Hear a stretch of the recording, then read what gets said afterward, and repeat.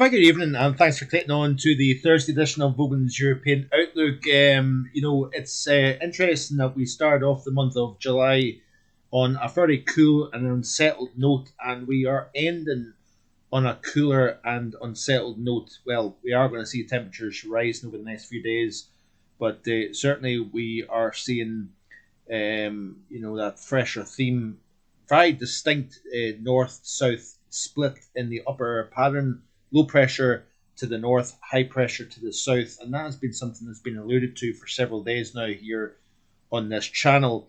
But I want to look firstly at the Madden-Julian oscillation because that is a big dictator in terms of what type of pattern we see in the UK. And at the moment, you can see a large-scale area of upward motion over Africa, extending into the Indian Ocean towards the continental maritime region here. A large-scale sinking across much of the Pacific and across the focus being over the equatorial East Pacific. So we kind of essentially shut down the tropics in this region.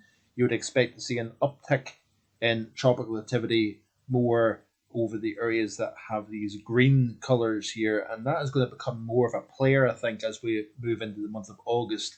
We're going to be watching the tropics. Water temperatures tend to reach their peak during the middle portion of September, and that is usually when the atmosphere and ocean is primed for tropical cyclone development and activity, generally speaking. And that is when you need to factor that into the long-term forecast and ideas, even for the UK and Europe. Even though we're thousands of miles from the tropics, the tropics then start to ramp up and have influence by transporting heat from the tropics towards the mid-latitude region that we're in, and that has a significant factor in terms of low pressure, high pressure, heat, rainy spells, for example, as well. And that is definitely something that will be looked at as we go into the month of August.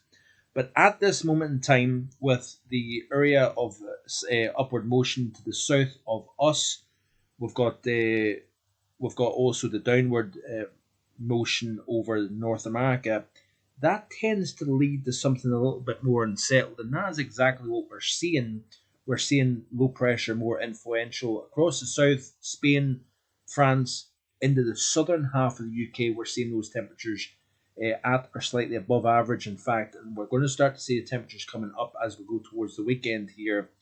But one thing that I'm keeping a close eye on is the eastward progression of those greens. So as we skip through, this is off the GFS ensemble, we skip through the closing days of July, and what you're seeing is you're actually seeing the eastward progression of both the upward motion and the downward motion here.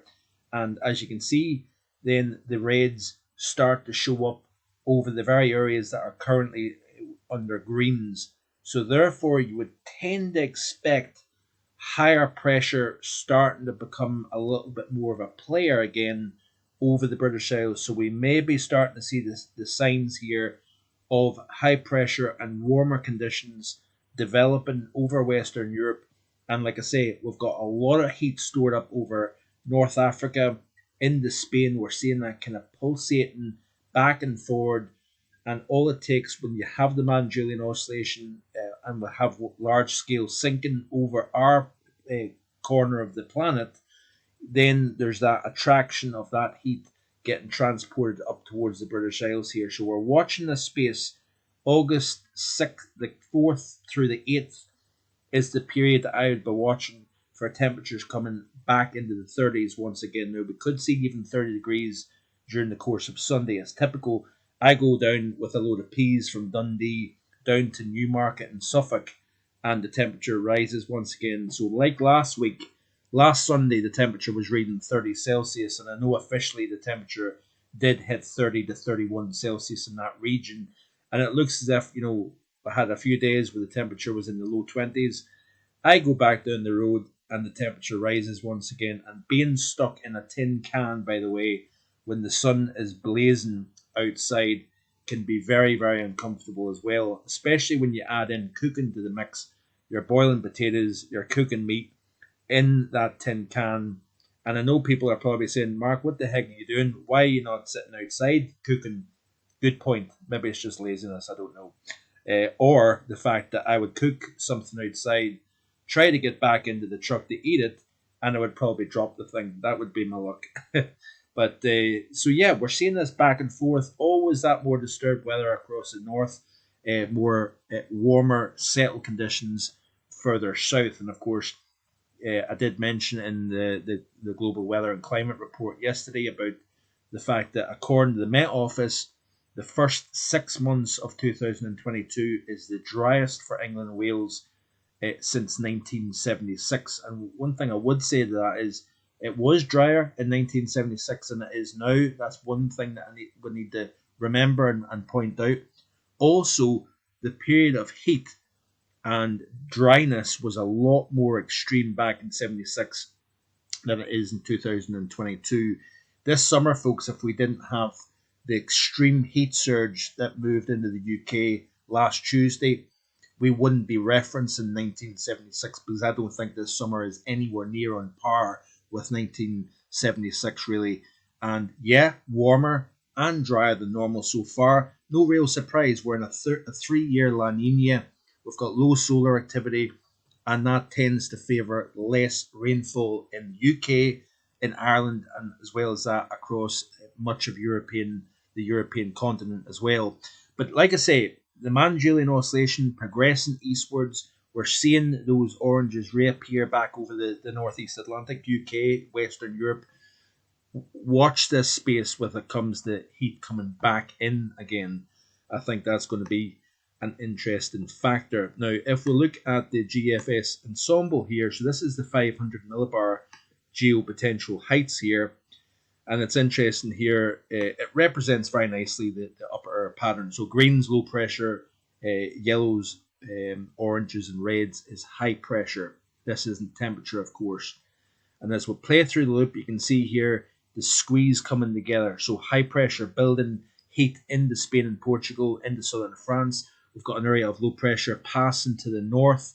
So we've got this push of milder air coming south. We've got this push of northward progressing heat, and you increase that thermal gradient. So we're going to start to see the temperatures this weekend, I think, upper teens across the northwest, upper 20s to knock on the door of 30 Celsius during the course of Sunday. And you can see that squeeze there in the upper air height field as we go forward. And then, of course, as we press through next week, according to the GFS ensemble, and if this is, of course, all the runs combined, it's not one individual model run, which, yeah, you look at individual model runs at your peril, because one model run may say one thing, you get a midnight run or an early, like a 6Z run, could be completely different. So I prefer looking at the trend as opposed to individual runs, and I know I do that.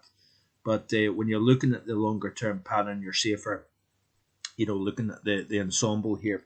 But you notice here as I'm skipping through, the Mount-Julian Oscillation, of course, becoming more favourable for high pressure across the west of Europe. And you notice here in the GFS ensemble, it's indicating the Azores high starting to push back up towards the British Isles once again. And of course, with heat in the south, that could be tapped and drawn north, I think. And that is definitely something that we need to watch, because we could get back into a scenario where the temperatures creep into the 30s quite widely across England and Wales once again. I don't think it's going to be the same extreme as we've seen back last week, but who knows? We've got very dry ground in place. Yeah, we're going to see some rain over the next few days, but the long-term trend is for a drier than normal theme, I think, and that is going to continue. This is the upcoming 5 days of the GFS ensemble. Low pressure to the south, high pressure trying to move up from the Azores. If you notice here, the 6 to 10 day, you can see here that high pressure is trying to build in to the UK and pushing that trough of low pressure to the north of the British Isles here. Looking at the precipitation over the next couple of weeks as well, you can see here that the upcoming 5 days, or 7 days should I say, looks like this here. Wetter across the north, drier across the south, and of course where you get dry you tend to fry, as Joe Bastardi says.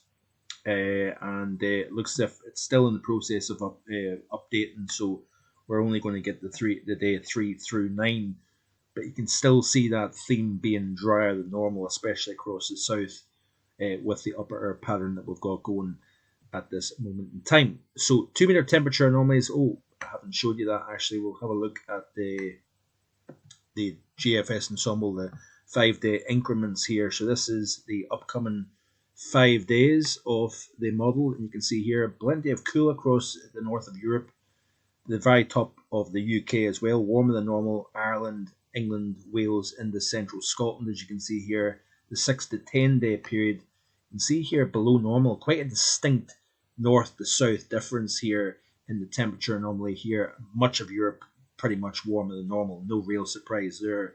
But I think there is definitely room for more heat coming in to the UK, I think, in the early portion of August, given the behaviour of the Madden-Julian oscillation here. So you can see here, this is off the GFS. This is, of course, the individual operational run.